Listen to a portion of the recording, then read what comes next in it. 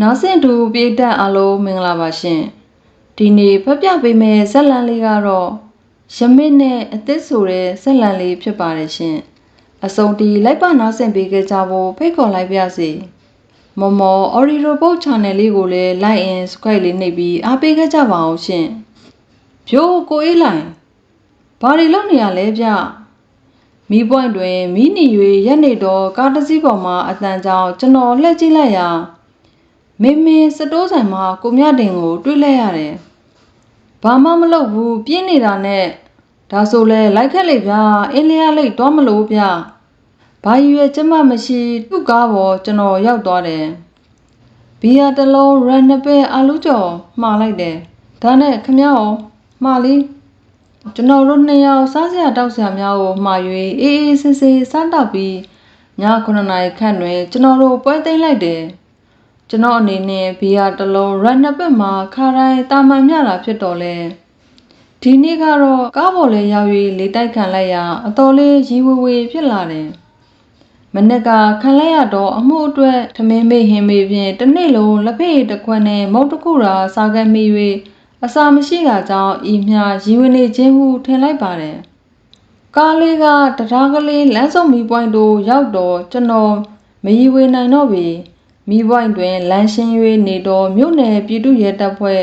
စခန်းမှုနှင့်အရာရှိတက်ကြတက်သားများလူအုပ်ကြီးနှင့်လမ်းဘေးတွေ့ရန်တွင်တိဆုံးနေသည့်လူတေအလောင်းကိုတွေ့လိုက်ရတယ်။တိဆုံးသူ၏အမည်မှာလှတင်အသက်က30ခန့်ဌာနမှလုတ်သားဓားတန်ရာ6ချက်ဖြင့်တိဆုံးနေသည်တေခန့်ဖမ်းဆီးရမိခြင်းမရှိသေးကြောင်းဒီမြတာစုံစမ်းသိရှိရတဲ့ကြောင့်ဦးစီးမှုမှတယ်လီဖုန်းဆက်ပြီးလင်မော်ဟိုင်ပင်မနွမ်းနယ်စာဖြင့်ကျွန်တော်ကိုကြည့်ပြီးမြို့နယ်အတွင်းလူတက်မှုဖြစ်ပြီးဆိုပါကအမှုကြီးတစ်ခုတိတ်ယုံနာမကတရားခံဖမ်းဆီးမိခြင်းမရှိသေးသည့်အချိန်ကာလမှာတပ်ဖွဲ့ဝင်အလုံးအလွန်မျက်နှာငယ်ရပါတယ်တရားခံကိုမနေ့9 နာရီမထိုးခင်ဖမ်းပေးပါမယ်ဆရာတကယ်ပြောတာလားဆရာဦးအေးလိုင်လှုပ်ဆက်မှာဗျာကူညီပါဦးတကယ်ပြောတာပါဆရာမိုးမလင်းခင်တရားခံကိုမိစေရပါမယ်ဌာနတွင်ကျွန်တော်လူရင်းများမိတ်ဆွေများဆရာသမားများရှိနေတာကြောင့်ကျွန်တော်ဖမ်းမိနိုင်မည်ဟုယုံကြည်အာမခံနေမိခြင်းဖြစ်တယ်တောက်ထားသည့်အချိန်ကလေးရလည်းရှိနေ၍လွယ်အာမခံနေသည်ဟုဆိုပါကလည်းကျွန်တော်မငင်းဆိုလိုပါစခန်း၏ပြင်တို့ကျွန်တော်ထွက်လိုက်လျင်ဌာနမှလူတချို့နှင့်ရက်ွက်ကောင်စီတအူးကိုတွေ့လိုက်ရတယ်ဌာနမှာတိတုတဦးထံကပ်၍မေးလိုက်ပြီးလှတင်ဖိုမင်ကဘယ်သူလဲကွာရက်ွက်ကောင်စီဦးမိုးတွင်လေဗျအခုဘုရားဘက်မှာရှိနေတယ်အစင်တင့်ပင်3 မိနစ်စီလာနေ၍တားပြီးညောင်ရက်ဘုရားဘက်တို့လိုက်ပါလာခဲ့တယ်ကားပေါ်ရောက်မှကျွန်တော်တေတူလှတင်ချောင်းကိုတွေးလာမိတယ်ရခင်နှင့်ဒီအချိန်ပွဲတော်ရက်တွင်ကျွန်တော်တာဝန်မှုကြစဉ်က၎င်းနှင့်ပတ်သက်၍နာမည်ကြီးဆက်မင်းသား2 ဦးအားဖမ်းဆီးခဲ့ဘူးတယ်ဇက်ရုံအတွင်းဝင်ရောက်၍မင်းသမီးများကိုအရက်တောက်စာမူရနှောက်ရှစ်တဖြင့်၎င်းမင်းသား2 ယောက်ကပြဿမင်းသားဟန်နှင့်ထိုကျိရိုက်နှင့်တဖြင့်စေးုံတက်ခဲ့ရသူဖြစ်ကြောင်းသိလာရပြီးမင်းသား2 ယောက်အားဖမ်းချုပ်ထား၍ပွဲပစ်ခဲ့ရသည်၎င်းတို့အားရုပ်ရှင်အကယ်ဒမီယာမင်းသားများနှင့်လာရောက်တွေ့ဆုံသူမျက်နှာကြီးများအားပြအမိန်ရာတွေ့ခွင့်မပေးခြင်းစိန်ငံပစ္စည်းများပေးသွင်းခြင်းကိုခွင့်မပြုခြင်းစတဲ့ဝတ္တရားအတိုင်းဆောင်ရွက်ခဲ့တော့ကျွန်တော်အားမင်းသားများ၏တစ္ဆန်ရသူများမှညှို့ညင်ခဲ့ခြင်းခံရပြီး၎င်းမင်းသားများ၏အဖိုးရွှေရတုတပင်အခမ်းအနားတို့တက်ရောက်ရန်ဖိတ်စာအားလုံးသောအရာရှိများဖိတ်ကြားခြင်းခံရပြီးချင်ဘတ်ဖြစ်တဲ့ကျွန်တော်တယောက်သာဖိတ်ကြားခြင်းမခံခဲ့ရပြီထိုအကြောင်းများကိုကျွန်တော်တတိယ၍ပြုံးလိုက်မိတယ်ရခင်နေပွဲတော်တွင်ရိုက်ခံရ၍စေးုံရောက်ရပြီးယခုနှစ်ပွဲတော်တွင်ဓာတ်ထိုးခံရ၍တိတ်ဆုံးခဲ့ရပြီးမိတို့ပြင်ဖြစ်စေတေတူဤကိုစားတရားခံကိုကျွန်တော်ဖော်ထုတ်ရပေမည်မိုးမလင်းမီစခန်းတို့အရောက်ကျွန်တော်ပွဲစည်းရောက်၍ဦးမိုးတွင်ကိုရှာသည်မတွေ့ခင်မင်းနေတော့ရက်ွက်ကောင်စီတဦးမှဦးမိုးတွင်ဤသားနှင့်တွေ့ပေးသည်ညီလေးကိုလှတဲ့ကိုတိလားတိတာပေါ့ဆရာရဲ့ကျွန်တော်အဖေတပည့်ပဲဟာဒီလိုဆိုရင်ကိုလှတဲ့အကြောင်းအပေါင်းပါတွေအနေအထိုင်တိတလောက်ပြောပြပေးပါလားကိုတို့တတဲ့တရားခံကိုလိုက်ဖမ်းနေတာ လောက်ပါဆရာရဲ့ဖမ်းမှာကျွန်တော်တို့လည်းတက်နိုင်တများကူညီပေးပါမယ်ကျွန်တော်ထဲကိုလှတင့်ကိုတီးတဲ့လူတယောက်ရှိတယ်ဆရာကျွန်တော်နဲ့လိုက်ခဲ့ကျွန်တော်လိုက်ပြပေးပါမယ်ကျွန်တော်တို့ပန်းစည်းတန်းနဲ့လိုက်ရှာကြတယ်ဈေးကောက်ကောက်နေတော့ကျွန်တော်တို့တွေ့ချင်သူနဲ့တွေ့လဲရတယ်ကိုလှတင့်ရံဖြစ်နေတော့လှတင့်နဲ့နှစ်ယောက်ပါသေးတယ်ပြောရဆရာကျွန်တော်တငယ်ချင်းတယောက်ကကားပေါ်ကလှမ်းမြင်ခဲ့ရတာဘယ်သူတွေဆိုတာသိနိုင်တဲ့သူကတော့ကြော်ဆိုးတဲ့ဒီရက်ကွက်ထဲမှာရှိတဲ့အရစ်ပုံးဆိုင်နှစ်ဆိုင်စီမှာစုံစမ်းကြည့်ပါဆရာကားပေါ်မှာလှမ်းမြင်ခဲ့ရသည်ဆိုတော့တူဤလိပ်စာကိုလိုလိုမဲမဲကျွန်တော်တို့ရေးယူထားလိုက်တယ်ဒီတဲ့ပုံ၍ထူးခြားသည့်တည်င်း၎င်းတို့ထံမှမရတော့တဲ့ဖြင့်ရက်ကွက်တွင်စုံစမ်းရန်ကျွန်တော်ပွဲကင်းထဲမှထွက်လာမိတယ်ကျွန်တော်မှာအရက်ဝဲနဲ့လက်ထိတ်တစုံလက်နှိပ်တမီတစ်ခုသာပါလာခဲ့ပြီးရက်ကွက်ကောင်စီအလုံးမှုဆောင်ဦးအောင်မောင်ကြီးအိမ်ဘက်တို့ဦးလိုက်လိုက်တယ်မမျော်လင့်မဲ့လုံခြုံရေးတာဝန်ထမ်းဆောင်နေတော့တက်ကြကြော်တန်တက်ကြငိမ့်မောင်တက်ကြစိုးမြောင်တို့နဲ့မထက်မှတ်ပဲတွေးလိုက်တော့ကျွန်တော်အတွက်အဆင်ပြေသွားတယ်ကျွန်တော်တို့အဖွဲ့အရက်ပုံရောင်းတော့အိမ်များတို့ဝင်းရှာတီတရင်စုံစမ်းနဲ့အရက်ပုံရောင်းတို့တူဖြစ်တော့ဒေါ်တီအိမ်မှာတောရစ်များတာမကဌာနမှဟုမတင်ကားပွဲစက်ကူ15ဒုက္ခတွေ့၍တိတ်ဆီးလိုက်တယ်လာတင်နဲ့စကားများထား၍အရက်လာမတောက်ဒီမှာတပတ်ခန့်ရှိပြီဖြစ်ကြောင်းသိရပြီးနောက်ထပ်အရက်ပုံအိမ်တအိမ်တို့ဝင်ရှာလိုက်ကြတယ်ဘာမှမတွေ့6နာရီခန့်ကလှတင်လာတော့ဒီမှာမှန်တော့လဲသူ့အိမ်တွင်အရက်တောက်သွားခြင်းမရှိဘူးဆိုတယ်အရက်တောက်သူအရက်ဆိုင်လာပြီးဘာမှတောက်မသွားဆိုခြင်းကိုကျွန်တော်ကလုံးဝမယုံပါသူ့ကိုစကန်တို့ခေါ်ရန်စီစဉ်လိုက်တယ်ဖန်စီရမိတော့အရက်များစားရွက်များနဲ့အိမ်ရှင်များကိုစကန်တို့ဆရာကျော်တန်းတို့အဖွဲ့နဲ့ပို့လိုက်ပြီးကျွန်တော်နဲ့ရက်ကွက်ကောင်စီအလို့အမှုဆောင်ဦးအောင်မောင်တို့ကြော်စိုးအိမ်ဝင်နှိုးလိုက်ကြတယ်ဟေးမောင်ကျော်စိုးငါဦးအောင်မောင်ကတကားဖွင့်မအောင်ဦးအောင်မောင်အခါခါနှိုးနေမှကြော်စိုးတို့အိမ်သားများနိုးလာပြီးမီးဖွင့်ပြီးမှမီးကပြန်မိတ်သွားပြန်တယ်တကားကဖွင့်ပြီးဖြစ်နေတော့လဲတစုံတယောက်ကမီးကောင်းကချောင်းနေတယ်အိမ်ထဲမှာလူကပျော့ပျော့ဆိုဆိုမီးလုံးကိုပြန်တက်နေတယ်ကျော်စိုးဆိုတာသူလားဦးအောင်မောင်ကျွန်တော်ကဦးအောင်မောင်ကိုတိုးတိုးကပ်မိလိုက်တယ်အင်းဟုတ်တယ်ကျွန်တော်ကအိမ်မော်ကိုလှမ်းတက်သွားပြီးမီးလုံးတက်နေတော့သူ့လက်နှစ်ဖက်ကိုလက်ထိတ်ခတ်လိုက်ရင်ကျွန်တော်ရဲစခန်းကဒူရဲအိုးအေးလိုက်မယ်ခမ ्या ကိုမေးစရာရှိတယ်စခန်းကိုလိုက်ခဲ့ပါကျွန်တော်မှာဘာပြစ်ရှိလို့လဲဆရာသူ့ပါဇက်ကတော့အရင်နဲ့တွေလှိုင်းနေတယ်တိတ်မူးနေဒီပုံတော့မပေါ်ကျွန်တော်ခမားစီကသိချင်တာရှိတယ်မှန်မှန်ကန်ကန်လေးပြောပြမှဆိုရင်ကျွန်တော်လွတ်ပေးပါပါအခုတော့စကန်းကိုခဏလိုက်ခဲ့ပါဦးကျွန်တော်တို့စကန်းရောက်ပြီးနေရင်းကန်းနဲ့တွင်ထိုင်လိုက်ကြတယ်ကိုကျော်စိုးစင်းစင်းဆဆနဲ့ကျွန်တော်ကိုပြောပြစေချင်တာကလှတင်သွားခဲ့တဲ့အချိန်မှာသူ့နောက်ကအဖော်နှစ်ယောက်ပါသွားတယ်လို့သိရတယ်ဘယ်သူတွေဆိုတာခမည်းသိပါတယ်ဒီနှစ်ယောက်ကိုဘယ်သူဆိုတာကျွန်တော်သိချင်တယ်ကျွန်တော်ကသူ့အဖေကိုမဆောင်စခန်းထဲမှာအပြင်တို့ထွက်လာခိုင်းလိုက်တယ်ဒူယာဆက်လိုက်တပူးကိုဝယ်လိုက်ပြီးသူမှန်တော့အဖေကိုစဉ်းစားပြေဆိုနိုင်ရန်အချိန်ပေးသည့်အနေဖြင့်ဆေးလိတ်တလိတ်ထုံညှိ၍တဝက်လောက်ကိုအောင်တောက်ပြီးမှသူမှန်ကန်တော့အဖေကိုစဉ်းစားပြေဆိုနိုင်ရန်အချိန်ပေးသည့်အနေဖြင့်ဆေးလိတ်တလိတ်ထုံညှိ၍တဝက်လောက်ကိုအောင်တောက်ပြီးမှစခန်းအတွင်းတို့ပြန်ဝင်လာခဲ့တယ်သူ့ကိုတလိတ်ကိုယ်တိုင်မီးညှိတက်လိုက်ပြီးကဲကိုကျော်စိုးတိတမြကျွန်တော်ကိုပြောပြပေးပါ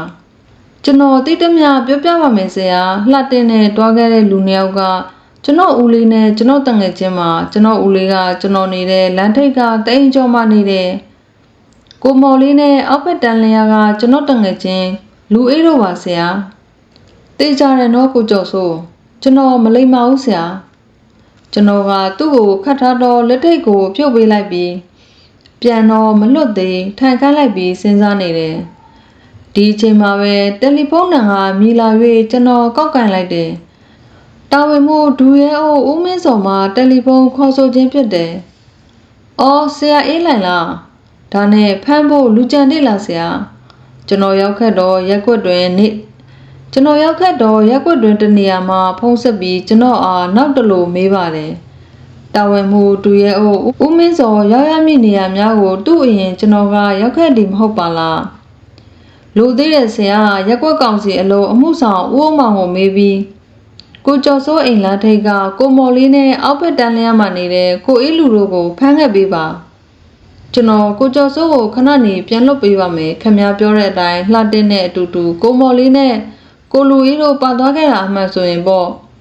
သူတို့မကြခင်စခန်းကိုရောက်လာကြတော့မယ်ကိုကျော်စိုးမှာအရစ်သမားဟန်လုံးဝပြောက်၍တနာစရာပုံပေါက်နေရှာပါတယ်ကိုမော်လေးဆိုတာခင်ဗျားနော်ဟုတ်ပါတယ်ဆရာလူပုံကတုတ်တုတ်ခန့်ခန့်ခင်းတုတ်တုတ်ကင်းရင်အမျိုးသားပုံစံမျိုးခင်ဗျားကိုလှတဲ့နဲ့အတူတူတရားကလေးလမ်းဝကိုလိုက်သွားတယ်မဟုတ်လားဘာလို့ဖို့သွားကြတာလဲဘယ်ချိန်သွားကြတာလဲဘယ်သူတွေပါသေးလဲဘယ်သူနဲ့တွေ့ဖို့သွားခဲ့တာလဲပြီးတော့ဘာတွေဖြစ်ခဲ့လဲဆိုတာကျွန်တော်ကိုအကုန်လုံးပြောပြပေးပါဒီနေ့ည9နာရီကျော်လောက်မှာကျွန်တော်နဲ့ကိုအေးလူကိုကိုလာတင်ကတရားလေးလမ်းဝကားဝက်ရှော့အတုပမှာရှိုးကစားဖို့ခေါ်ပါတယ်ကျွန်တော်တို့နှစ်ယောက်တူနဲ့လိုက်သွားကြပါတယ်မတော်ရင်ကျွန်တော်တို့ကိုလာဟန်ဆိုင်မှာတလုံးတောက်ခဲ့ကြပါတယ်ကျွန်တော်တို့3ယောက်တန်းစီပြီးရှောက်သွားကြပါတယ်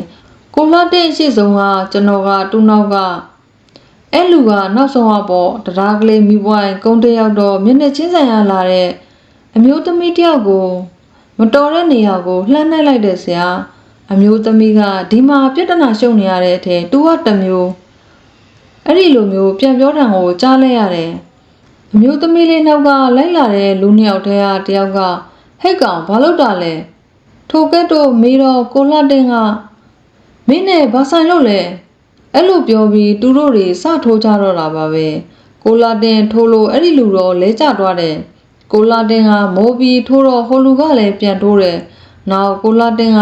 ဓားပါတယ်ဆိုတာနဲ့ကျွန်တော်ပြေးပြီးလက်ကိုချုပ်တယ်မရဘူးဆရာဒီမှာကျွန်တော်လက်ဓားထိသွားတယ်သူကလက်မနဲ့လက်ညှိုးကြားဓာတ်ချထားတော့နေရာကိုပြတယ်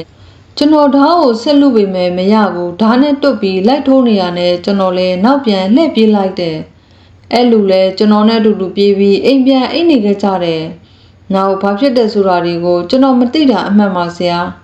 ကဲဒီလိုဆိုရင်ဗျာအဲ့ဒီဓာတ်နဲ့ထိုးတဲ့သူကိုခမတိတလားပုံပန်းတံကိုပြောပြပေးပါသပင်ရှိတလားပိန်တလားဝတလားဘလို့လဲဆိုတာတိတလားပြန်ပြောပြပေးပါကျွန်တော်မှတ်မိတလောက်ကတုတ်တုတ်ပူပူလူငယ်တယောက်ပဲမှတ်မိပါတယ်ဒီတဲ့ပို့ပြီးအမှုနဲ့ပတ်သက်၍မေး၍မရအသက်ကိုလူ၍ရင်ဆိုင်ထွက်ပြေးခဲ့ရတဲ့အတွက်မှတ်မိနိုင်ခြင်းမရှိတီကိုကျွန်တော်လက်ခံရပါတော့တယ်ကိုလူအေးအားမေးမြန်းရာကိုမော်လီလောက်ပင်မသိရန်ဖြစ်တီကိုတိလင်ရင်ချစ်ချင်းတချို့ရဲလက်ပြေးခဲ့တော့တူရဲကောင်းဖြစ်၍ကိုမော်အေးဘာမှမသိရှာခွင်းစက်ကပြတ်တောက်နေပြီးတဲလွန်စားကပြတ်နေပြီးစိတ်တက်လဲကြောက်စရာဖြစ်နေပြီးတို့တော့ကျွန်တော်စိတ်အစဉ်တွင်စဉ်းစားစရာတစ်ခုကတွေ့ကပ်၍ရှိနေပါသည်ဒီမှာပြဿနာရှုံနေရတဲ့အထဲတူခတစ်မျိုးဆိုသည့်အမျိုးသမီးငယ်ပြောခဲ့သည့်စကားအားတေဆုံးသူကိုလာတက်နဲ့တူတွာလာခဲ့သည်ဟုဝန်ခံသူကိုမော်လေးနှင့်ကိုအေးလူအားစခန်းမှုထံတရင်ပို့၍အချုပ်ခန်းထဲသို့ထည့်လိုက်တယ်ဆရာရဲ့ကျွန်တော်တို့ပြောတာယုံမှာဆရာကမှကျွန်တော်တို့လွတ်ပါတော့မယ်ကျွန်တော်တို့ပြောတာယုံမှာကျွန်တော်တို့ဘာတခုမှအမှားမလုပ်ခဲ့ပါဘူးဆရာရဲ့ကျွန်တော်တို့ပြောတာအမှန်နေပါအချုပ်ခန်းတွင်မှာပဲ့တင်ထက်သမျှသူတို့ပြောစကားကိုနားဆင်၍ထောင်မနေနိုင်မဲ့အချုပ်ခန်းမှာကျွန်တော်ထွက်လာခဲ့လိုက်တယ်လာဆရာသိန်းငွေကျွန်တော်တို့တရခန့်တော့ဖမ်းကြမယ်ကျွန်တော်ကအလုတ်တင်ဒူရဲအိုးဦးသိန်းငွေအားခက်တီတီနဲ့ပြောလိုက်တယ်စခန်းတွင်တူမနေခြင်း၍လာကျွန်တော်ပြောတီကိုယုံကြည်၍လာမသိဦးသိန်းငွေကလိုလိုလာလာလက်ထိတ်ကလေးကန်၍ကျွန်တော်နဲ့တူလိုက်လာပါတော့တယ်ကျွန်တော်တို့နှစ်ယောက်တရားလေးဝဘက်တို့ရှောက်လာကြပြီးအမှန်တော့ဘယ်လန်းကိုဘယ်တို့လိုက်ရမည်ဟူ၍တိတိကျကျကျွန်တော်တွင်မရှိဘူးအမှန်တို့တော့တွားရင်လာရင်အမျိုးသမီးပြောတော့စကားလေးကိုကျွန်တော်တရုတ်ခွဲကြည့်နေမိတယ်ဒီမှာပြဿနာရှုံနေရတဲ့အထဲသူကတမျိုးမိမိကုံတိတ်ခါနဲ့အိန္ဒြေကိုဖြစ်စည်းသူဟာဤတို့ပြောတော့အမျိုးသမီးမှာမိမကောင်ဖြစ်เสียမရှိဟူ၍ကျွန်တော်ကောက်ချစ်ချလိုက်မိတယ်ဤအမျိုးကောင်းသမီးဆိုပါကနည်းနည်းမှတိခတ်မိမဟုတ်ပြင်းပြင်းထန်ထန်ပြောဆိုဆက်ဆံမိတို့မဟုတ်ပါကငြိမ်ခံမိပါရဲ့ချင်းရလိုက်မိယခုကဲ့သို့ပြောဆိုဆက်ဆံတတ်သူမှာမိမကောင်းလေးတယောက်တော့မဖြစ်နိုင်အတုပအိမ်တစ်ခုတို့ရောက်လာကြပြီးမနေ့ရစ်လက်မိဖြစ်၍ချစ်ပြုတ်နေကြသည်၎င်းတို့ထဲတွင်ကျွန်တော်နှင့်ရင်းနှီးသောမက်ဤတန်းတီငါးဟင်းအုပ်ကိုစောင့်ကြောက်တိုင်၍ပြပဲနဲနဲနေနေတီကိုတွေ့ရပြီးနင့်ကြည့်ပြီးငါတော့စားချင်စိတ်ကုန်မဟာသူ့အနာတို့ကျွန်တော်ရောက်သွားပြီးမိဖို့နာမှာပလက်ကလေးထိုင်ပေါ်တွင်လူငယ်တယောက်အိတ်နေတာကိုကျွန်တော်ငုံကြည့်လိုက်ပြီးတွေ့ဘူးတူတွေကမဟုတ်သူကဘယ်သူလဲ ဒေါ်ကောင်းသားလေဒေါ်ကောင်းမှာသူ့လောက်ကြီးတဲ့သားရှိတယ်ဆိုတာမကြားမိပါလားတက်ကထွက်လာတာဆရာကျွန်တော်နဲ့မတ်အေးတန်းတို့စကားထိုင်ပြောနေစဉ်အေရှင်နဲ့ဦးသိန်းငွေကျွန်တော်နာရောက်လာပြီးအရစ်တလုံးရှိတယ်ဆရာယူသွားမလားတိတ်ကောင်းတာပေါ့ဗျာအေးလဲအေးနေတာနဲ့အိမ်မော်တွင်အ ਨੇ ဆုံးပေါ်ကဝိုင်းလောက်တော့ရှိနေပုံရတယ်ထိုပေါ်ကဝိုင်းတွင်ဒေါ်ကောင်းကိုရန်သိန်းကိုစိုးမြင့်တို့ရှိနေကြသည်ကိုလည်းကျွန်တော်သိနေတယ်ဖဲမှုနှင့်စကန်တို့ခဏခဏရောက်နေသူများဖြစ်တော်လဲဤရက်ကွယ်အာတူပါကြိတ်ဝိုင်းများတွင်အမြဲတမ်းသူတို့ကိုတွေ့နိုင်တယ်ဖဲဝိုင်းနှင့်ဖဲကစားသမားများကိုကျွန်တော်စိတ်မဝင်စားရံဖန်ရခါမိမထိန်လောက်တတ်သောအုံတောင်ထို့ကြောင့်သူ့အိမ်ဘက်သို့ကျွန်တော်တို့ထွက်လာခဲ့ကြတယ်မတင်အုံတောင်တကားဖွက်မအောင်ငါပါအေးလိုက်မှာဆရာလားဆရာတပည့်မရှိဘူးခဏကြာတွင်အိမ်တွင်းမှအုံတောင်မိမမတင်ထွက်လာပြီးသူမရှိလဲကိစ္စမရှိဘူးငါတက်တက်အရက်လာတောက်တာပါမတင်တကားဖွင့်လာသည်အိတ်ထားတိပုံမပေါ်တနေရာမှပြန်လာပုံရသည်ဒါနဲ့ဘာရင်ရှိလဲဖန်ခွက်နဲ့ရေခွက်ပေးပါကျွန်တော်တို့ဧကန်တွင်ဝန်ထမ်းလိုက်ကြသည်ချစ်တယ်မြေချစ်ထားတယ်ဆရာအေးကောင်းကွာငါကြိုက်ပဲအော်မိတ်ဆွေတယောက်အရက်လေးတစ်လုံးပေးလိုက်လို့တပည့်ကိုတတိယနဲ့ဆရာလာတာတပည့်မရှိတော့ဆရာတယောက်တည်းတောက်တော့မှာပဲဟိုဆရာရောမတောက်ဘူးလား तू ကမတောက်တတ်ဘူးကျွန်တော်ဒီဖန်ခွက်တဲ့တော့အရက်နဲ့ငယ်ထဲ၍ရေမြများအသက်မြေအောင်မြောက်ထည့်လိုက်တယ်တခွက်ခွက်မြေအောင်တောက်၍တကြွကြွမြေအောင်အသက်မြင့်များကိုဝါးစားနေလိုက်တယ်နှစ်ဖလားလောက်တောက်ရမှမပြီးသေးခြေနှောင်ထဲမှာပြုံးပြုံးကြီးထွက်လာတော့အုံတောင်းကိုတွေးလဲရတယ်ဆရာတပည့်ဒီမှာပါဆရာရဲ့ဖန်ခွက်တန်ကြားတော့လဲမနေနိုင်ဘူးကဲလာမသိရှိရင်မင်းရှိတယ်မင်းရှိရင်ဖန်ခွက်တန်ကြားရင်ထွက်လာရမယ်ငါတွေ့ပြီးသားပါကွာကျွန်တော်ဒီသူ့ကိုယ်သာထိုးထိုးထည့်ပေးလိုက်ကျွန်တော်ကရှော့ရှော့ပေါ့ပေါ့တောက်လိုက်နေတပလင်းတွင်3ချိုး2ချိုးကျသွားပါတော့တယ်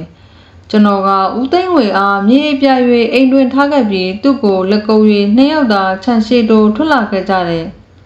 အုံတောင်ဒီတခါတော့ငါ့ကိုကူညီပါအောင်ကွာငါ့ကိုလူကြီးတွေကတာဝန်ပေးလိုက်တယ်မင်းနဲ့ပတ်သက်နေရင်လဲငါတာဝန်ထားဒီနေ့ညနေလမ်းဝမှာလူတက်မှုဖြစ်တာဘတူးလေးရလဲငါသိချင်တယ်ဆရာကိုကျွန်တော်ယုံလဲယုံတယ်လေးလဲလေးစားတယ်ဒါကြောင့်ပဲကျွန်တော်တိတ်တမျှပြောပြမယ်ကျွန်တော်ပြောရဲဆိုတာတော့ဘတူးမှမသိပါစေနဲ့ဆရာကျွန်တော်မှအန်တယ်ရှိနေတယ်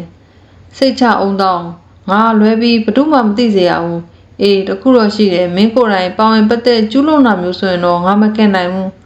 ဟာဆရာတပည့်လူတက်ဖို့မပြောနဲ့ပြောစိတ်တောင်တက်ရတဲ့ကောင်မဟုတ်ပါဘူးဆရာရဲ့သူပြောတီကိုကျွန်တော်ယုံပါသည်မိမထိန်လို့တွင်အကွက်ကြကြလိုတလိုထိန်းထားနိုင်တော့အရေးချင်းတုတ်တင်ရှိတော့လဲတတိမာမူအရက်မူးဒီခါပင်မရှိကြောင်းကျွန်တော်သိပါတယ်ကဲမင်းသိသမျှပြောစမ်းအောင်တော့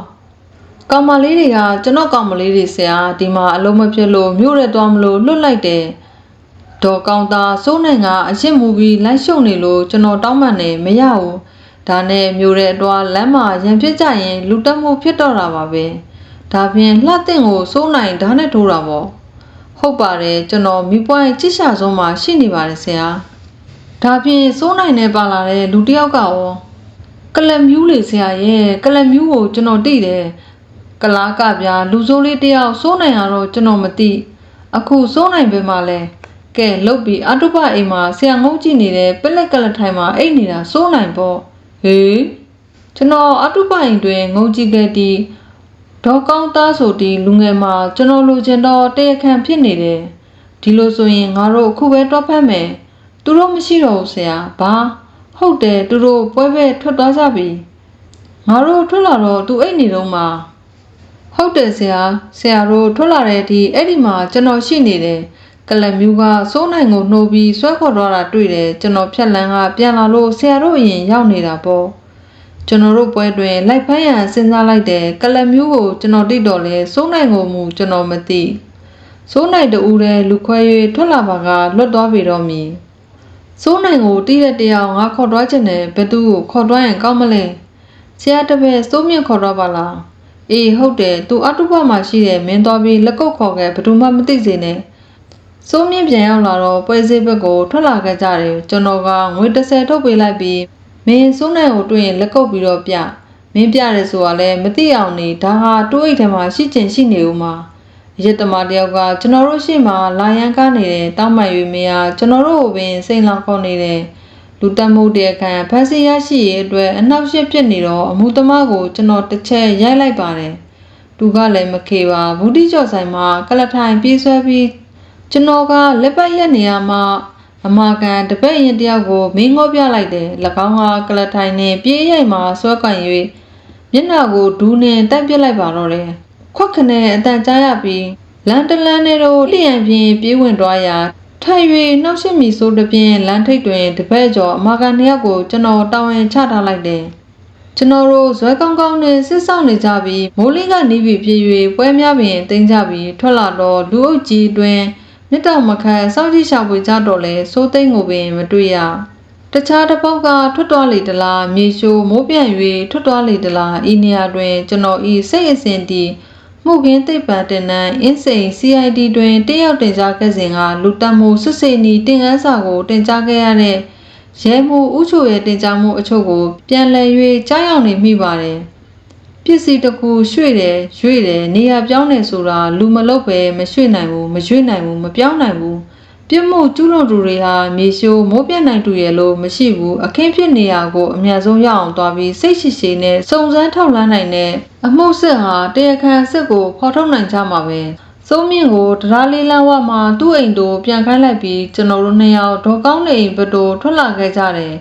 ဒေါ်ကောင်းကကလမကြီးတူဤအိမ်ပေါ်တက်ကိုငှားနေပြီးကျွန်တော်တို့ရောက်သွားတဲ့အချိန်တွင်ကလမကြီးမှာရင်နွေအိုကျိုးနေတလားပဲပြုတ်နေတလားမသိအိမ်အောက်တွင်စာလီညစ်တေတေကြီးဝတ်လျက်တကုတ်ကုတ်နဲ့တွေ့ရတယ်ကျွန်တော်ကယူနီဖောင်းနဲ့ဖြစ်နေတော့ဦးသိန်းငွေကိုနောက်ချန်ထားခဲ့ပြီးအိမ်ထဲသို့လှမ်းဝင်လိုက်တယ်အတော်စိုးနိုင်ရှိလားကျွန်တော်စိုးနိုင်တငယ်ချင်းမှာအော်ရှိတဲ့သားအပေါ်မှာအိတ်နေတယ်အိမ်ရှင်မကြီးအဖေကနဝင်ချိုလာပါပြီအိယာခေါင်းရင်းတွင်ခြားထားသောဆွလဲအိတ်ငယ်ကိုကျွန်တော်လှမ်းယူလိုက်ပြီးလူတက်ခတ်တော်ဓာတ်ကိုကျွန်တော်တွေ့ရတယ်စိုးနိုင်ကကျွန်တော်လက်ထိတ်ခတ်ရာတွင်ရုံးကန်နေ၍မျက်နှာကိုနှစ်ချက်ဖျက်ရလိုက်ပြီးမှငြိမ်သွားတော့တယ်ည9နာရီခန့်တွင်လူတက်မှုဖြစ်ခဲ့ပြီး2နှစ်5နာရီတွင်တရခန့်ကိုတက်တေကန်ပစ္စည်းနှင့်ဖမ်းဆီးရမိပါတယ်မြို့နယ်တပ်ဖွဲ့မှုရဲအုပ်ကြီးဥပထုကအောင်နိုင်သူတို့၏အတန်နှင့်တစ်ဆန်ရာဌာနများတို့တရင်ပို့နေတဲ့ကျွန်တော်ဤစ조사စုံစမ်းမှုကြောင့်ဖမ်းဆီးရရှိမိခြင်းဖြစ်ကြောင်းများစကန်ရှိတွင်ကုတ်ကုတ်ပင်ကြီးအောက်သို့ကျွန်တော်ထွက်လာခဲ့ပြီးမီးပွိုင်တင်ရလိုက်တည်နှင့်သွာလာနေတော့ကားများကိုကျွန်တော်ကအထိပ္ပယ်မဲ့ငေးကြည့်နေမိတယ်ဘာမှမဟုတ်တဲ့ရမစ်ဆန္ဒလေးတစ်ခုနဲ့စလိုက်နောက်လိုက်ချင်းတယောက်ကသေ၍တယောက်ကထောင်ချရကြပြီထိုအကြောင်းကိုကျွန်တော်တွေးရင်ဖြင့်အိတ်ချင်စိတ်လည်းမရှိတော့ပါယခုချိန်မှမို့ကျွန်တော်လမ်းဆန်းနေပါတယ်ဟုတ်ကဲ့ဇက်လန်လေးကတော့ဒီမှာပဲပြီးဆုံးသွားပါပြီရှင်အဆုံးထိလိုက်ပါနားဆင်ပေးခဲ့ကြတဲ့တဦးတယောက်ချင်းစီတိုင်းကိုကျေးဇူးတင်ပါတယ်ရှင်ပျော်ရွှင်စရာနေ့ရက်လေးတွေကိုပိုင်ဆိုင်နိုင်ကြပါစေလို့ဆုမွန်ကောင်းတောင်းပေးလိုက်ပါတယ်